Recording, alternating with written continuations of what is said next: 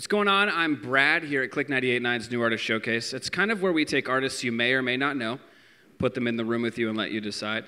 This time it's Vance Joy. What's going on, man?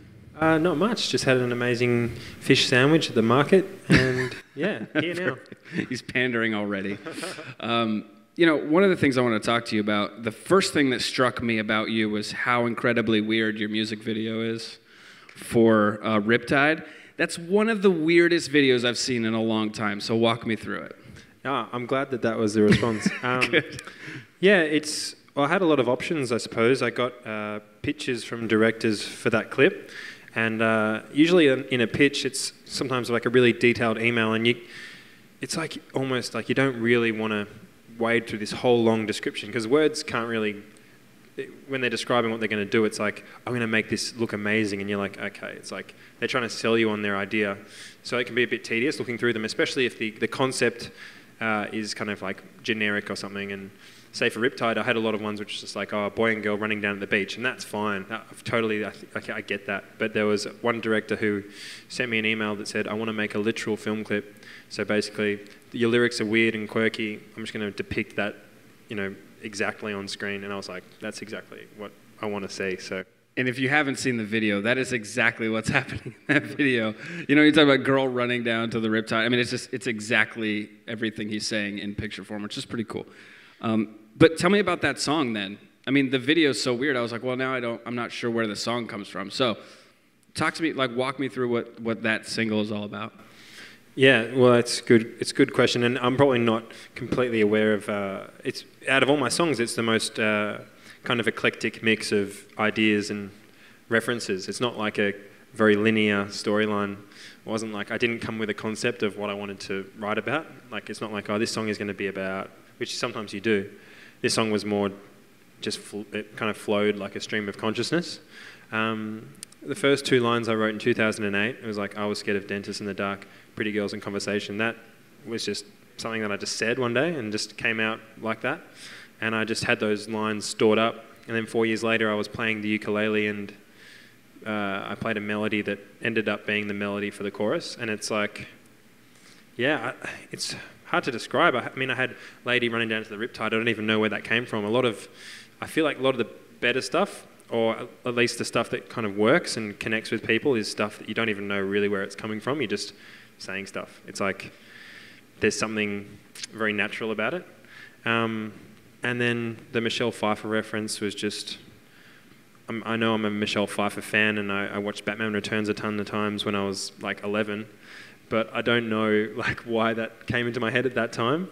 And I met a magician's assistant about 2 weeks before I wrote the song. So it was I feel like that's the best, when you like in your head, there's just like all these things floating around and you're just like grabbing things and just like trying to make them work. I feel like your explanation of what the song is exactly like the video. In that. It is. There's no it just feels kind of random, but it is kind of a stream of consciousness, and it's a great song. I mean, everybody agrees. I think that song's great, which leads me to this. Your album just came out in, what was it, March? Yeah. Something like that? No, wait. I had an EP in March. The EP in March, right. And then in September, it would have been like, the 10th, I can't even remember, 9th or the 10th. This album is a lot like that too, right? I mean, every song is just kind of a different part of you. They're not really connected, but they kind of are because they're all you. Can we kind of talk about the psyche of the album too? Yeah, I like that. I think that's true, the way you describe it, because as a songwriter, you're evolving all the time, and a song you wrote 2 years ago is going to be different to the song you write today, and then you might write a song that sounds exactly the same, exact same chords as an old song. So it is all different parts of you and different parts of your songwriting. So you kind of write in different styles. You might write 3 songs with a certain style in mind, or just because they're coming from the same place. So the album is like that, and there's a couple of random moments, like different colours and flavours. I think it's just basically is just a catalogue of all my songwriting in the last 4 or 5 years, and that's why it's kind of diverse. And yeah, it's all connected, I guess, by things that you can't really change too much, which is just, I guess, your personality, the way you express yourself through your lyrics, and the way you kind of put words together, and the sound of your voice, which changes, but it's still like, oh, that's like, sounds like someone's voice. Like, I know that tone of voice. What causes you to cut? By the way, he cut this album locally in Woodinville at Bear Creek Studios. How do you get to that point? I mean, traveling all around, doing your thing. What caused you to do it here in Woodinville? I did my EP in Australia, just around the corner, like, you know, an area near my house, and it was a very quick experience. It was a week. Had 4 songs ready to go, and we just did them, nailed it. Yeah. Well, not nailed it, but you know, just like we only had a day for each song, Right. so you have to kind of get it to work. Then I had I signed a deal with Atlantic Records, and it was on the table. We're going to do an album. I got an option to go with a producer to trial, and it ended up being Ryan Hadlock. And I looked at some of the stuff he'd done. Didn't realise that he did 2 albums with this guy called Johnny Flynn, who's like a really amazing English folk singer. And I loved his albums. At that point, I didn't look at who produced albums. It wasn't even on my radar. Yeah. And so I was like, okay, we'll do a trial with Ryan. We did 2 songs with him. I was really happy, so I kind of committed to doing the album with him.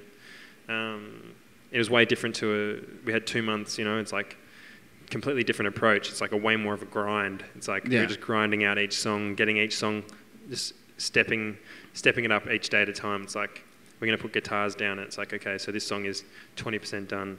It's like 8 songs, 40% done. It's like a way longer experience. But I loved working with him, and I liked working out there. It's a beautiful studio recording space. He grew up on that property. Oh. And his family home, like where he grew up, is like next door to the this kind of big barn place where we do all the recording. So it was like cabin fever central, but it was probably conducive to making good recordings. Very cool. All right, you can check out some more of Vance Joy inside Click 98.9's New Artist Showcase, and you can listen to his song on Click 98.9.